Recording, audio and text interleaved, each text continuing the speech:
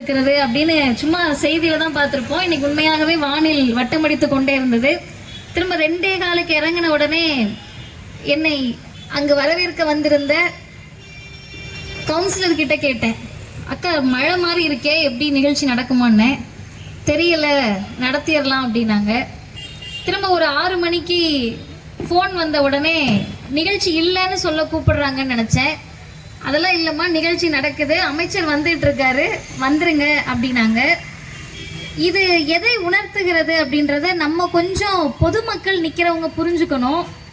வேறு ஒரு நிகழ்ச்சியாக இருந்திருந்தால் மழையை காரணமாக காட்டி ஒத்தி வைப்பது என்பது இயல்பு. ஏன்னா மழை பெய்கிற போது நிகழ்ச்சி நடத்த முடியாதுன்றது எல்லாத்துக்கும் தெரியும். இன்னொரு பக்கம் மழையை காரணம் காட்டி நிகழ்ச்சியை ரத்து செய்வதில் ஒரு பக்கம் பார்த்தா நிகழ்ச்சி ஏற்பாட்டாளர்களுக்கு பொருளாதார மிச்சமும் இருக்கு, பணம் மிச்சமும் இருக்கு. அப்ப பணத்தை மிச்சப்படுத்தலாம் அப்படின்னா மழையின் காரணமாக ரத்துன்னு போடுறதற்கும் அவர்களுக்கு வாய்ப்பும் இருக்கிறது, உரிமையும் இருக்கிறது. ஆனால் அதையெல்லாம் மீறி மழை நின்ற பிறகு குறைந்தது அரை மணி நேரமாவது மக்களுக்கு கொள்கையை கொண்டு போய் சேர்க்க வேண்டும் என்ற ஒற்றை காரணத்திற்காக எதை பற்றியும் பொருட்படுத்தாமல் இந்த நிகழ்வை நடத்தி கொண்டிருக்கிறார்கள். உங்களுக்கு என்ன தோணும் அப்படின்னு சொன்னா, இவ்வளவு அவசியமா இந்த கூட்டத்தை நடத்தணுமா அப்படின்னு. ஏன்னா மனித இயல்பு தானே, அப்படிதான் நினைப்போம்.